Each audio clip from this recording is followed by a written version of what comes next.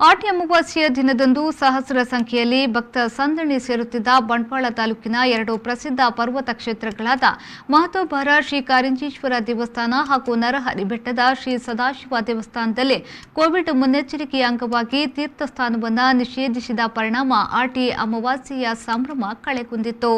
ಆಟಿ ಅಮಾವಾಸ್ಯೆಯ ಪ್ರಯುಕ್ತ ಸಹಸ್ರ ಸಂಖ್ಯೆಯಲ್ಲಿ ಭಕ್ತ ಸಂದಣಿ ಸೇರುತ್ತಿದ್ದ ಬಂಟ್ವಾಳ ತಾಲೂಕಿನ ಎರಡು ಪ್ರಸಿದ್ಧ ಪರ್ವತ ಕ್ಷೇತ್ರಗಳಾದ ಮಹತೋಬಾರ ಶ್ರೀ ಕಾರಿಂಜೇಶ್ವರ ದೇವಸ್ಥಾನ ಹಾಗೂ ನರಹರಿ ಬೆಟ್ಟದ ಶ್ರೀ ಸದಾಶಿವ ದೇವಸ್ಥಾನದಲ್ಲಿ ಕೋವಿಡ್ ಮುನ್ನೆಚ್ಚರಿಕೆಯ ಅಂಗವಾಗಿ ತೀರ್ಥಸ್ನಾನವನ್ನು ನಿಷೇಧಿಸಿದ ಪರಿಣಾಮ ಆಟಿ ಅಮಾವಾಸ್ಯೆ ಸಂಭ್ರಮ ಕಳೆಗುಂದಿದೆ. ಎರಡು ಪರ್ವತ ಕ್ಷೇತ್ರಗಳಲ್ಲೂ ಆಟಿ ಅಮಾವಾಸ್ಯೆಯ ದಿನದಂದು ತೀರ್ಥಸ್ನಾನ ಅತ್ಯಂತ ಮಹತ್ವದ್ದಾಗಿದ್ದು, ವರ್ಷಂಪ್ರತಿ ಸಹಸ್ರಾರು ಸಂಖ್ಯೆಯಲ್ಲಿ ಭಕ್ತರು ಬೆಟ್ಟವನ್ನೇರಿ ಇಲ್ಲಿನ ತೀರ್ಥಪಾವಿಗಳಲ್ಲಿ ಮಿಂದು ದೇವರ ದರ್ಶನ ಪಡೆಯುವುದು ನಡೆದು ಬಂದಿರುವ ಪದ್ಧತಿ. ಆದರೆ ಎರಡೂ ದೇವಸ್ಥಾನಗಳಲ್ಲೂ ಕೋವಿಡ್ ಮುನ್ನೆಚ್ಚರಿಕೆಯ ಅಂಗವಾಗಿ ತೀರ್ಥಸ್ನಾನ ನಿಷೇಧಿಸಿದ ಪರಿಣಾಮ ಭಕ್ತರು ದೇವಸ್ಥಾನದತ್ತ ಮುಖ ಮಾಡಿಲ್ಲ.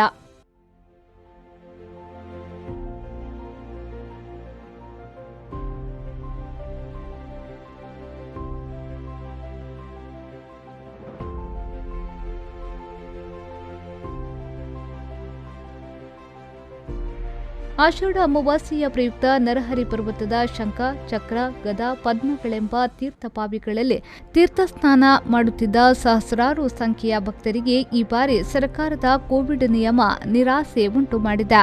ಕೋವಿಡ್ ಮುನ್ನೆಚ್ಚರಿಕೆಯಾಗಿ ಶ್ರೀ ನರಹರಿ ಸದಾಶಿವ ದೇವಸ್ಥಾನದಲ್ಲಿ ತೀರ್ಥಸ್ನಾನಕ್ಕೆ ಅವಕಾಶವಿರಲಿಲ್ಲ. ಆದ್ದರಿಂದ ಸೀಮಿತ ಸಂಖ್ಯೆಯ ಭಕ್ತರು ದೇವಸ್ಥಾನಕ್ಕೆ ಭೇಟಿ ನೀಡಿ ದೇವರ ವಿಶೇಷ ಪೂಜೆಯಲ್ಲಿ ಪಾಲ್ಗೊಂಡರು. ಕಾರಿಂಜಿ ಕ್ಷೇತ್ರದ ಗದಾ ತೀರ್ಥದಲ್ಲಿ ತೀರ್ಥಸ್ನಾನ ನಡೆಸಿ ವಿಶೇಷ ಪೂಜೆ ಸಲ್ಲಿಸುವ ಸಂಪ್ರದಾಯವಿದೆ.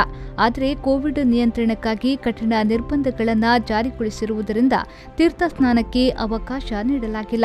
ನಿಯಮ ಪಾಲನೆ ಅನುಷ್ಠಾನಕ್ಕಾಗಿ ಗದಾ ತೀರ್ಥದ ಸುತ್ತಮುತ್ತ ದೇವಸ್ಥಾನದಲ್ಲಿ ಪೊಲೀಸ್ ಬಂದೋಬಸ್ತ್ ಏರ್ಪಡಿಸಲಾಗಿತ್ತು. ಬೆಳಗ್ಗೆ 5 ಗಂಟೆಯಿಂದ ಪುಂಜಾಲಕಟ್ಟೆ ಠಾಣಾಧಿಕಾರಿ ಸೌಮ್ಯ ಚೆ ಅವರ ನೇತೃತ್ವದಲ್ಲಿ ಪೊಲೀಸರು ಪಹರೆ ನಡೆಸಿದ್ರು. ದೇವಸ್ಥಾನದಲ್ಲಿ ಅರ್ಚಕರು ಪೂಜೆ ನಡೆಸುತ್ತಿದ್ದು, ಭಕ್ತಾದಿಗಳು ದೇವರ ದರ್ಶನವನ್ನ ಪಡೆದರು. ತೀರ್ಥಪ್ರಸಾದ ಸೇವೆಗಳಿಗೆ ಅವಕಾಶವಿರಲಿಲ್ಲ. ಸಂದೀಪ್ ಸಾಲ್ಯಾನ್, ವಿ4 ನ್ಯೂಸ್, ಬಂಟ್ವಾಳ.